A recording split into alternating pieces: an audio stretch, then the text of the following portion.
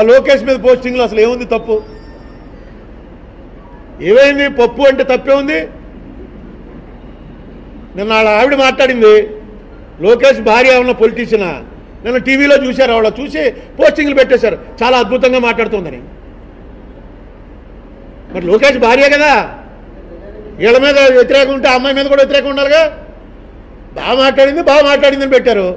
ఇతను 4-5 తప్పులు మాట్లాడాడు, 4 రోజులు సరి చేసుకుంటాడు. ఆ మాట్లాడినవి తప్పే కదా, అది కూడా పెడుతున్నారుగా అందులోనూ. సార్వభౌమ్యాధికారం అన్నది పలకలేకపోయారు అసలు స్వేరింగ్లో చాలామంది. అది కొంత ముందు పెట్టారు, మంత్రులు 6-7 పెట్టారు. తీసేసి లోకేష్ ఒక్కడిది ఎందుకు పెడుతున్నారంటే ఇతను సెలబ్రిటీ అయ్యాడు కాబట్టి, చంద్రబాబు నాయుడు కొడుకు కాబట్టి.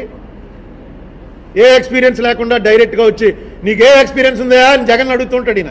చంద్రబాబు పోటీగా తీసుకొచ్చి లోకేష్ను పెట్టాడు. లోకేష్ మీద కొంచెం బెటరే జగన్, అంతకుముందు ఎంపీ అది చేశాడు. మీకు డైరెక్ట్గా మోడీ గారు ఉత్తరప్రదేశ్ ఎలక్షన్లో మాట్లాడుతూ, అఖిలేష్ యాదవ్ ఎవరితో ఎలియన్స్ పెట్టుకున్నావు నువ్వు? ఒక్కసారి సోషల్ మీడియా చూసావా ఎన్ని పోస్టింగ్లు వస్తున్నాయో అతని మీద? రాహుల్ గాంధీని అలాంటి వాడితో పెట్టుకున్నావా? ఏమవుతుంది నీ పరిస్థితి అని మోడీ గారు అన్నాడు డైరెక్ట్ స్టేజ్ మీద పబ్లిక్ మీటింగ్లో. మోడీ గారు అధికారంలో రావడానికి 32% కారణం సోషల్ మీడియా అని చెప్పారు. రాహుల్ గాంధీ మీద విపరీతంగా వస్తున్నాయి. ఎందుకు? లోకేష్ మా ఉన్నాడు బాలకృష్ణ, ఆయన ఏమన్నా చీఫ్ మినిస్టరా?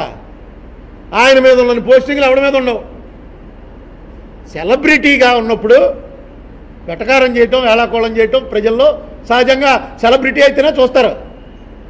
అరుణ్ కుమార్ మీద పోస్టింగ్ పెడితే ఎవడు చూస్తాడు? ఎవడండి అరుణ్ కుమార్ అనుకుంటారు.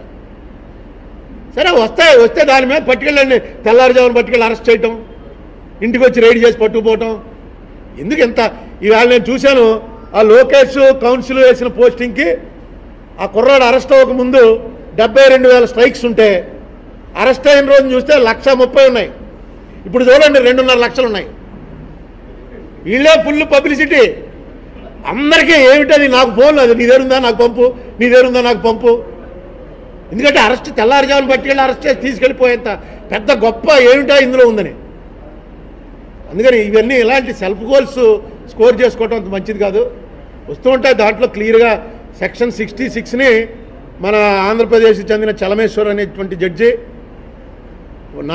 రోహింగ్టన్ నారిమన్ అనేటువంటి జడ్జి ఉన్నటువంటి బెంచ్ సెక్షన్ 66ని టోటల్గా కొట్టేసిందిగా. కొట్టేసింది. ఎవడే పోస్టింగ్లైనా పెట్టుకోవచ్చు.